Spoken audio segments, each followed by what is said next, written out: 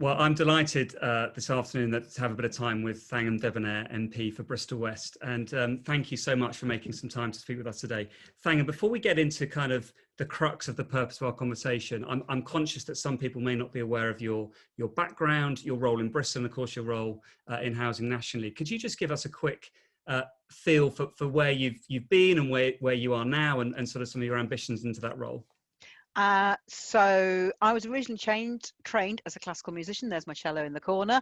I'm now a happy amateur. I then went to work for 26 years in various things to do with domestic violence, locally, nationally, and then subsequently internationally.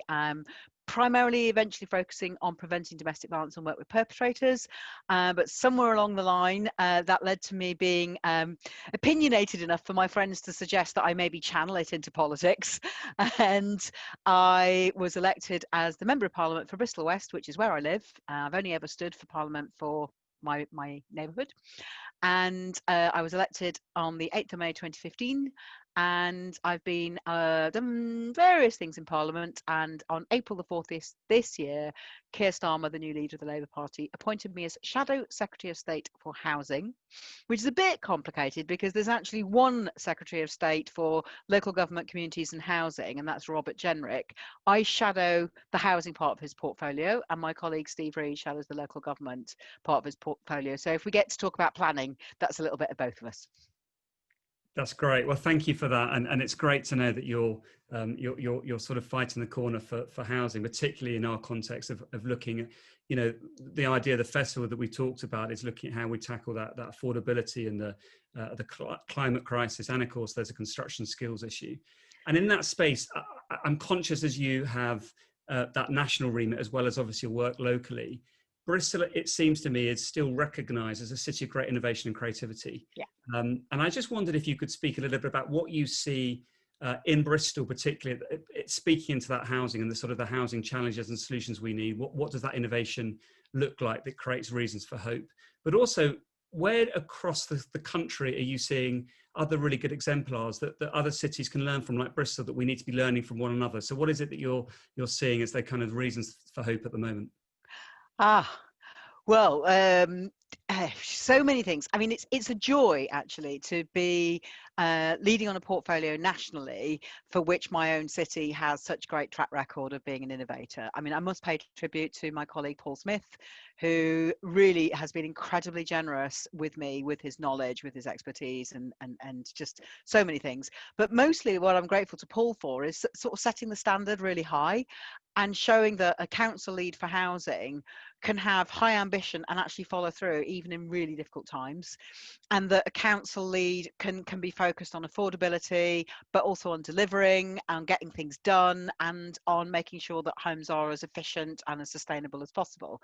So I think that the Bristol City Council's model has been really good. I think the fact that our city mayor had ambitions about housing really helps. And I think that helps also because we've got good community associations, so community-led projects can get going quite quickly because we have a lot of sort of community work. And you asked about what else is going on across the country. I mean, it's hard to know where to start because I've had this odd experience of being appointed to a role in the middle of a pandemic in which visiting was not allowed.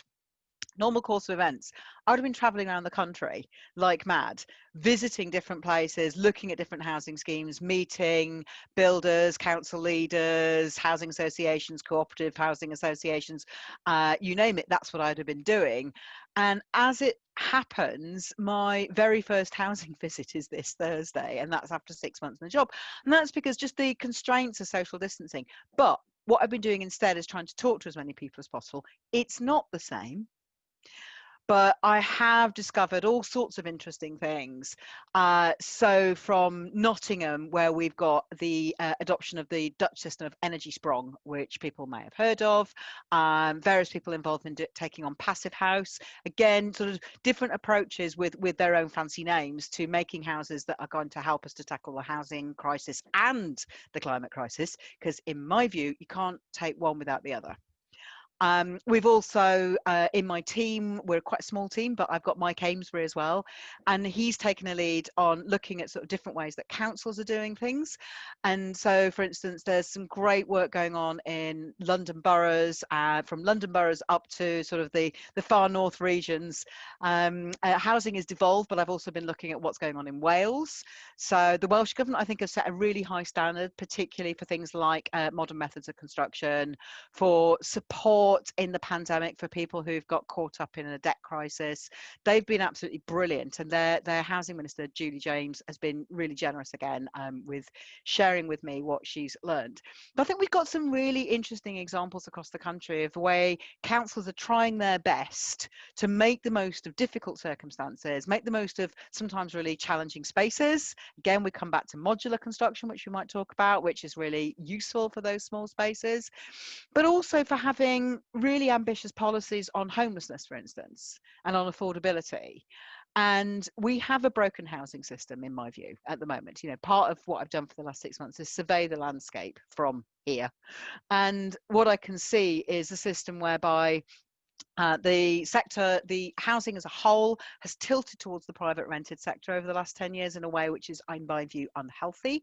Unhealthy financially for a lot of people who get stuck in the private rented sector with high rents and often poor quality housing. Not always. There are some really good examples of good quality private rented sector housing as well. You know, it's not that private rented sector is necessarily bad, but unfortunately it has in certain parts of the country led to people being really stuck in poor quality housing, that when the pandemic struck, that spelled disaster for a lot of people. And I think the pandemic, although it's been challenging for me not to be able to get out and about physically, it has been like a blue dye effect of just showing up what didn't work anyway in our housing system. So if you're going to design a housing system for a pandemic, you wouldn't design one in which so many homes were cold and drafty, would you? With a respiratory illness. You wouldn't design one in which so many people were at the first knock to their incomes going to really struggle to pay rent. You wouldn't design one in which the housing market sort of first ground to a halt, and then with a fiscal stimulus called stamp duty holiday, suddenly sprang to life in a way which possibly is going to cause us problems later on down the line. All sorts of things that, in my view, you wouldn't have done. That you wouldn't, to say, you know, use the old saying, you wouldn't start from here, would you? But you also wouldn't be neglecting the climate crisis. So we've got loads to talk about there, haven't we, Jess? I mean, so I want to pick up on it because I think away. So we start with almost a kind of you know, a foundation that says where there is a systemic failure, there's a need to innovate, there's a need to intervene, and I think I'd like to think that it's not contentious that if there is not enough, looking at Bristol, for example, if the kind of the housing need in terms of the human cost of the people on the waiting list, the people that are rough sleeping or have insecure accommodation, there is a real fundamental challenge there to that system. One of the things, of course, that national government can do is put funding into that, and we've just seen a large amount of money. I think the figure I read was 11.5 billion for this affordable homes program, which is looking at how do you get more money into the system to build more affordable housing. But I picked up that you asked a very, I think, important question of Chris Pincher around Secretary of State for Housing, around how much of that funding is going to be directly channeled into what's called socially rented homes. Could you just speak a bit about that? Because I think this word affordability is difficult for people because it has different sort of benchmarks, really. So why is socially rented, in your opinion, important? Why should that be a priority? And what are the other kind of relevant sort of terminology that comes into play when we think about affordable homes across the UK?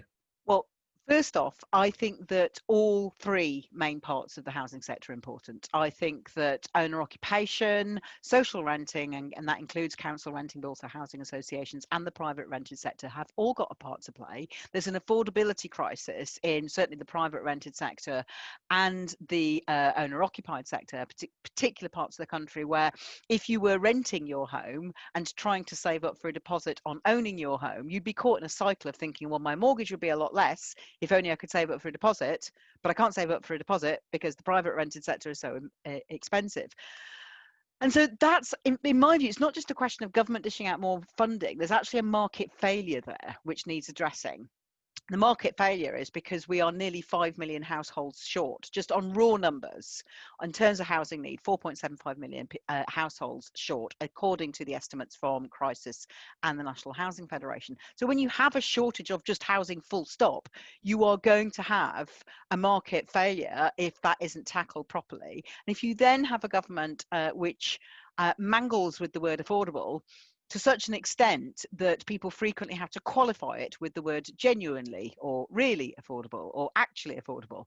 And that's really problematic, because affordable should mean affordable. And instead, we've got various definitions which include things like 80% of market rents. Well, 80% of market rents is 80% of a lot.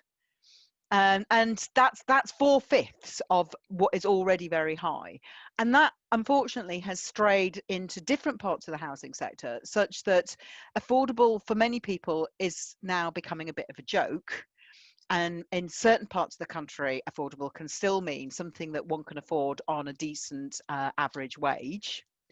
But in other parts of the country, even if you are earning median wages, you will really struggle to spend less than a half, 2/3 of your income, your monthly income, on rent.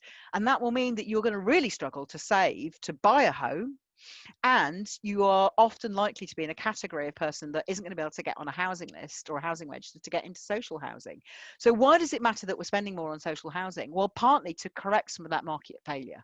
And what isn't clear from the government's plan, as I challenge Chris Pincher on, is how they're going to make sure that they're correcting market failures, not just pumping money into housing which is of not good enough quality, because they've removed the zero carbon homes standard. So again, there's a problem there about quality. And affordability isn't just how much you pay in your mortgage or your rent, it's also how much are you paying in your fuel bills. And having removed the zero carbon home standard, again, further mangling with the very word affordability. So I'm looking at what difference it would make to take a different definition of affordability, such as the Affordable Housing Commission have looked at. And they've offered quite a range of different ways of tackling the lack of affordable housing across all three sectors, because I think that I want people to be able to buy their own home and have that stake in a local community if that's the way they want to do it. But I want them also to be able to pay, to be able to afford to pay rent if they're in the private sector, and to have access to a good supply of social housing. And at the moment, as I said, market failure means that all three are distorted in ways that don't meet true housing need. Yeah, and it strikes us, one of the things that you realise with the framing of the word affordable, and you know, the council in Bristol, as you know, has taken a fairly strong lead on that in saying it's about Yeah. LHA rates, but Yeah. across the country, it's created a lot of confusion and distrust, and of course, there's already a problem with you know, the planning context and getting houses built. So I do applaud the efforts to try and bring some real clarity to what affordable means. And not have to caveat that. So we certainly would support you in that endeavour. But of course, the other thing you picked up at that sort of foundational level there is a simple market failure of delivering of enough homes. Yeah. This the sort of, you know, the 4.75 million, that's a significant number of homes. Yeah. So, you know, again, contentiously, we see the debate playing out at the moment around, you know, how do you soften planning to release the private sector to really drive that delivery, Yeah. remove permitted development rights, etc. So I just love your views. I mean, this is contentious stuff, and of course, we've now seen the government saying, "Well, okay, well, let's make sure that national space standards do apply. You know, you can't bypass those." But there's a balance here, isn't there? There's a wisdom here around how do you increase that supply, and yet don't, as you say, throw out the net zero carbon goals or the quality standards and the rest of it. So what's your perspective about the wisdom of how you get that balance right about increasing supply and yet not ending up with the kind of the future problems that we might build into our system otherwise? Well, the Committee on Climate Change, you did a really good document on housing, published in 2018, which I am reading over and over again. I think you could sum it up roughly as don't build rubbish houses. Don't build rubbish houses. You know, 14% of our carbon emissions come from housing, 18% from buildings overall. And that's not just in the running and the maintenance of housing, it's also in the building of housing. But there's actually plenty of blueprints, and especially right here in Bristol, which I'm so proud of, we actually do have people who know how to do this. And how do you build zero carbon housing? Well, for a start, don't abolish the zero carbon housing standard. That would have been a good start, and that happened in 2016. That was David Cameron's government. And that makes me pretty cross, because that was something which the Labour Party brought in, something I'm very proud to be part of that tradition in my party, but they scrapped it. I think that lack of ambition is going to come through. And then when we look at planning, and the government said, well, the problem with housing supply is planning. Well, I'm not saying that the planning system is perfect, but I think if you have a planning system which has been hollowed out by 10 years of swinging cuts to local authority funding from central government, and that's what's happened in Bristol, that's been, really quite significant.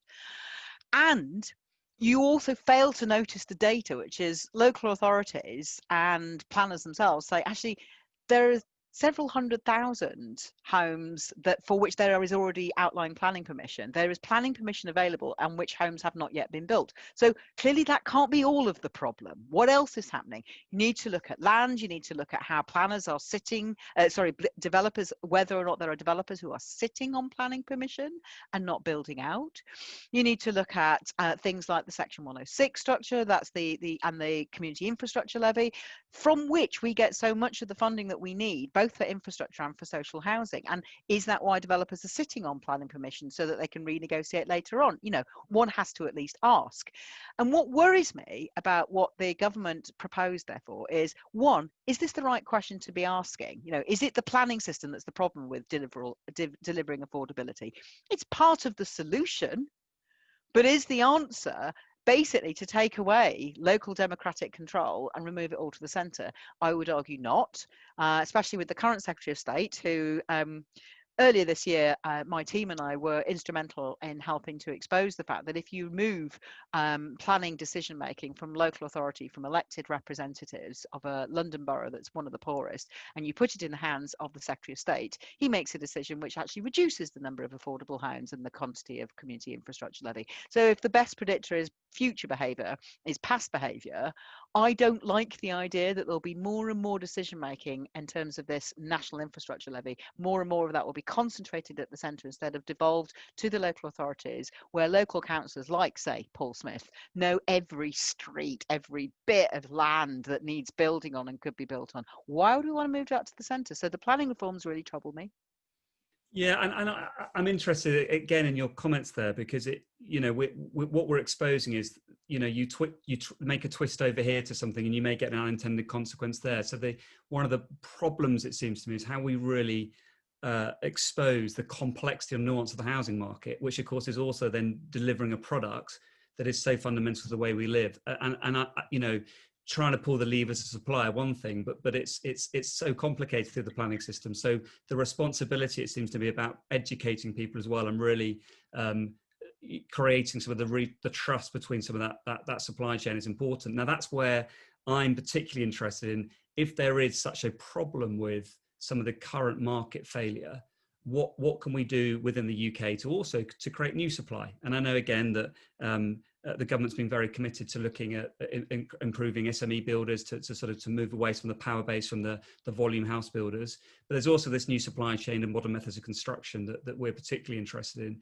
And the reason we're interested in that is because we do think there may be a way of bringing in that new supply with a set of different values. So a different value proposition: quality, affordability, sustainability. But the affordability issue isn't just about the price of a house, because if we really want to improve that carbon, we may need to pay more for that home.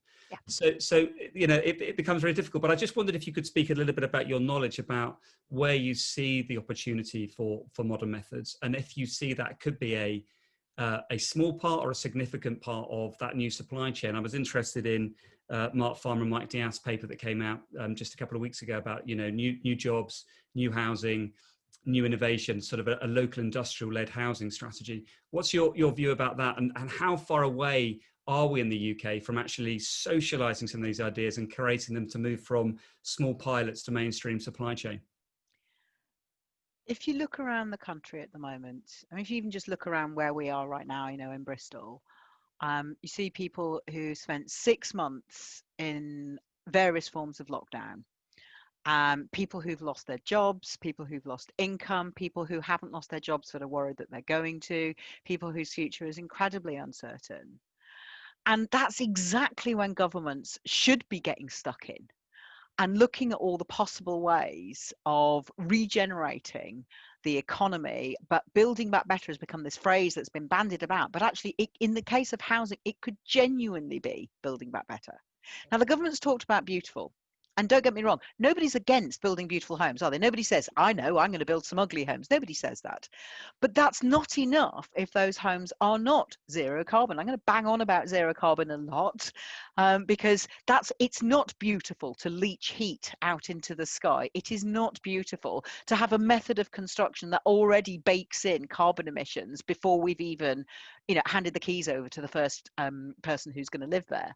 It's not acceptable, in my view, to say we're going to make something look pretty but hang the environment, hang the planet, and let's not worry about whether or not there is the skills base to build those homes. Now, the Chancellor recently said, I can't preserve every job. Now, I think at a time of national crisis, when people are feeling, in many cases, absolutely desperate for some hope, there should be a second half to that sentence. And the second half to that sentence, in my view, I mean, I would say this, wouldn't I, because I'm Shadow Housing Secretary, but I think that the second half of that sentence should have been, and so I'm going to do everything I can. I'm going to work with the Business and Energy and Industrial Strategy Secretary to make sure that there are high quality retraining opportunities as soon as possible, not next spring, not next year, but as soon as possible. And that we are changing the way we regulate the building of homes so that building those high quality homes and bringing in those high quality skills which go alongside that sort of ambition are required, not optional. The Select Committee, it's a cross-party committee with statutory powers that scrutinises the Business, Energy and Industrial Strategy Department. They issued a report earlier on this year in which they said to the government, they gave a warning sign. They said, we're not happy in the first place that you're being so unambitious about zero carbon homes. We think waiting till 2025 is too late. We think that having an ambition which is sort of low carbon rather than zero carbon is not good enough. And they said, do not let house builders try to bully you into, I'm paraphrasing here, don't let house builders tell you it's not possible, because actually some house builders, including two of the big house builders, have said it is possible to do this sooner. But it's not going to work from a market point of view. If you don't regulate that way, then there won't be it will be uneconomical for some house builders to build, especially the SMEs who haven't got volume of scale, they haven't got economies of scale. If you're going to ask an SME who wants to build a really good quality zero carbon house or invest in the skills and training to get a workforce to be able to do modular housing, you need to make sure that the market conditions are right. And that does need the government to get stuck in with things that actually don't need to cost them a huge amount of money. If we're going to talk about re-regulating, changing the way that housing is regulated. They've talked about the design code and making homes beautiful. I think that's great, but I think they also need to talk about all aspects of the building code, so that we actually get the homes that we want in terms of quality. And you've got to track that back. The average age of people in the construction sector is getting very old. And without any disrespect to our older construction workers, we need young people to be inspired to get into this. We need young people. When I visit schools in normal times, I visit a school a week. And when I ask school children, what's the biggest issue for them? They always say it's the environment, always. And I'm really struck by, if you then say, so what do you want to be when you grow up? I don't think I've ever heard anyone say they want to be a builder. I don't think I've ever heard anyone say, I want to get into design and construction. Now, it may be the way we're selling the industry, which is quite possible, because I don't think, I think the industry has had, certainly historically, and still has, therefore, a problem with attracting girls and young women. I think it's had a problem with attracting people who are Black, Asian, or other ethnic minorities. I think it's got a real job of work to do as a whole in attracting the full spectrum of people. And that's important, because everybody needs a home. Everybody in theory has a home, although of course we could come on to street homelessness and talk about the fact that not everyone does. So everyone's got a stake in this.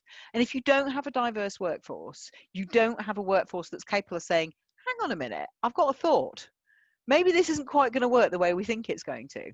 You can see that in some of the older design housing and some of the newer design, to be fair. But I can remember going into a block of flats about 20 years ago and thinking, well, whoever designed this flat, had obviously never cooked their kids' tea, Because if they did, they wouldn't have designed the kitchen to be tucked in a corner, the size of more or less a cupboard, with no sight line on where the kids would be playing. And that's the sort of thing I mean. You need a diverse workforce, and you need that both for the social reasons and for the environmental reasons. And it's interesting, isn't it? Because again, we're talking about housing as as an economic driver, and I know that Marvin Rees often talks about. There's a huge impact on a family when there is no dining room table for a child to do its homework.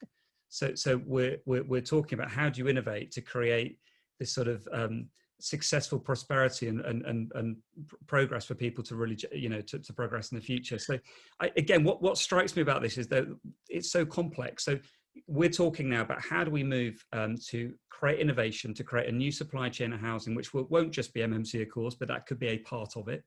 But we're talking about effectively also how we build homes that are better quality, and certainly in the short term, therefore, to get those modifications may cost more.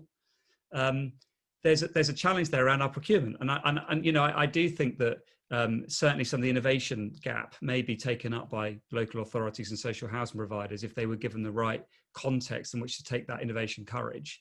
But then we get into procurement, and we're grappling a lot at the moment with social value. How do we buy things that aren't just looking at the immediate cost, but the longer term value outcomes? And have you had any involvement with some of that narrative around the procurement strategies, the social value opportunity? Because of course, thinking about the future clean air or the lifetime cost of that home, as you say, the energy cost of that home, those are critical. But the people buying the home up front, it's difficult if you're a local authority to justify that. So how do we build wisdom into that procurement decision-making process? Yeah, that's complicated, isn't it? And it is something I'm spending quite a lot of time on at the moment. I don't think I have the full answer yet. I've got a way to go. But I think you have to have a planning and a spatial planning strategy for towns and cities that looks at the whole lifetime of a population. So you have to think about sort of, I think there are good different models in that, but so for instance, I can remember visiting a housing project in Sweden where the homes were designed, they were social housing, but they were designed in such a way that throughout the course of someone's lifetime, you'd be able to stay in the neighborhood and very easily switch between a home that you might have as a young person to a home that you might have when you're raising a family to a home that you might have as an old person, but still within the same neighborhood, still able to maintain community links and still with the same access to good facilities. So how do you build that into the procurement process? Well, I mean, for a start, when things are optional, it's harder to price them in. It's harder to compete, isn't it? If you're going to have to compete on price and something's optional, that's pretty tough. You're going to have to rely on people saying, yes, I know, I'll do that. I mean, here's an example. Procurement in the owner-occupied sector. I know that my own constituency of Bristol West, because my constituents regularly tell me so, and in a really, really brilliant way, a really inspiring way, tell me that the environment is one of the most important issues to them, if not the most important. Certainly every election, it's always a big doorstep issue in a way which some of my colleagues just frankly don't have the same experience, shall we say. And yet, I'm pretty sure that not every person who says they vote with the environment and who owns their own home has done all of the energy efficiency measures that they might have done. Why might they not have installed a heat pump, for instance? Well, if they're not cheap, and you're going to have to reap the value back over the course of maybe 50, 60 years and not be thinking, I'm 50, am I actually going to get my value back?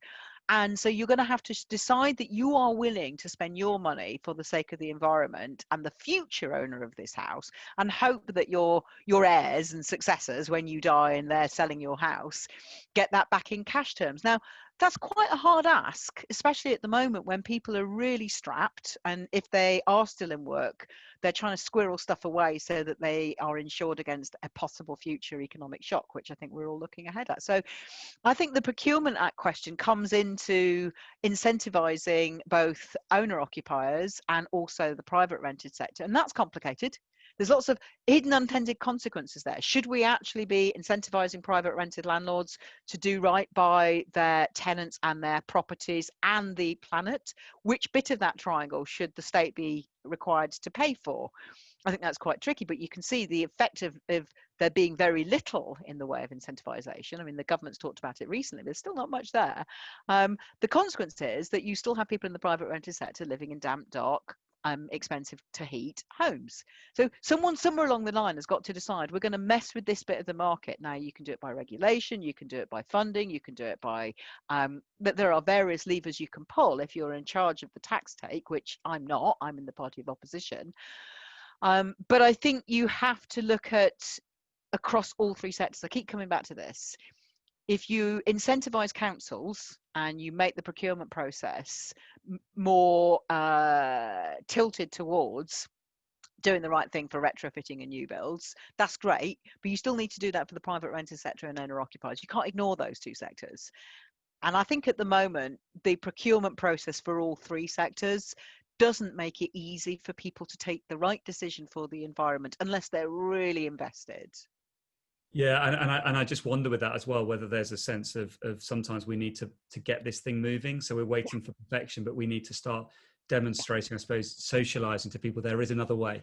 That there are, And in terms, well, exactly. And I think in terms of the narrative, which, sorry, I just want to finish my thought while I remember, is the thought that you asked me about the narrative. And I think I had this conversation with a colleague of mine who represents a town at which, shall we say, the environment doesn't come up on the doorstep in an election in the way that it does in mine. However, she's got homes in her constituency that are expensive to heat. She's got people in her constituency who've lost their jobs over the course of the last 6 months, same as me. So we could both construct a better narrative, which is about how do we have the homes that people really want to live in for the future, which are really affordable on every level, including to heat, that actually are well insulated so they keep you warm, are well ventilated so you don't have damp or draft problems, that are actually going to be a fun, lovely place to live in which you can be your best self, to use a phrase. That's without, you don't need to say green housing. I think when people used to say green housing to me, I don't think I'd have known what it meant. And I think even now I do know what it means. I think it's a struggle for people to conceptualize as something that is an imperative for them to get on with when you've got bills and you've got economic pressures and you've got other things on your mind. I think as government needs to make it easier for people to be able to do the right thing in their housing, whether it's retrofitting or buying their next house with good high design spec, in a way that it's the easier thing to do. It's not the harder thing to do. And it works then for my colleague with the constituents who need good jobs and need warm homes as well as mine. Yeah, and back to therefore what can be done at that sort of market level to help stimulate that choice and that demand. So Thangam, look, we're speaking at a really unusual time, aren't we? You've talked about the fact that you've been doing your job really based from home or based from Westminster, and not being able to get around the country in the way that you'd like. There's a lot of people when this level of uncertainty, as you say, is adding to already for so many people a really complicated and difficult and insecure housing position. And we can talk a lot about lack of supply, lack of quality, but I don't want to end on a negative note, because I also think there's many reasons to be hopeful. Yes. And one of the ideas of the Housing Festival is that we're exploring and pushing into innovation, pushing into new ideas, but also celebrating good news in housing. So I'm seeing, not just in Bristol, but around the country, lots of reasons that we should be hopeful, and that there's certainly evidence to show that we can find genuine scalable solutions to our problems. And I wondered if you could just close with some of the sort of an instinct into what you've seen of why, because I know this is the case, why you are hopeful that we have solutions to some of these really significant problems that we face, but there's a way through and a way out of them. I'm hopeful because I think as much as people are going through a really hard time at the moment, most people want a better world for themselves and their children. Most people want to come out of this crisis stronger, with a more enlightened, inspiring version of what the future could look like. People, when they came out of the Second World War, they voted for a government that said, let's build a better world. And I actually think that people come out of this crisis with a similar spirit. It's difficult at the moment because we've got a way to go yet and we can't see the end. And I think that's difficult when you just don't know how long something's going to go on for. But that's one of the reasons that I'm hopeful. I think genuinely that lots of people in the course of this crisis have said, we need to live in a different way. And that comes on top of the fact that before this crisis happened, we were talking about the environment in a way that had never happened in my lifetime and was really exciting and inspiring. And those people and that vision, that's not gone away. It's still there. And people want a better world. People are also, I think, prepared to invest in it if they're given just some modest help, encouragement, know-how, prod in the right direction, better information. I think I feel hopeful mostly because I think people are basically amazing, and the human race has done some fantastic things in its time, and it's going to do some more. And I think also that there are models out there for how we can do this better, how we can make beautiful housing. People on, involved in Bristol Housing Festival. I think we've got it all there. I'm actually not even sure we need any more strategies. I think that what we mostly need is for everyone just to be able to get on with releasing that energy and inspiration and skill that is actually already there. It just needs to be untapped. That's fantastic. There's a sense there of building back better in the real world, isn't there, rather than talking about it as a concept. So that's a great challenge to end on. Thangam, I'm conscious of your time, and I just want to say thank you for all that you're doing. Thank you for the voice that you are, both for Bristol but into national government as well, about these really significant challenges. And thank you for your support today and your support for the work in Bristol. We really value it. Thank you, and all the best to everyone involved in Bristol Housing Festival. It's a fantastic thing. It's really inspiring to be part of. Thank you for having me.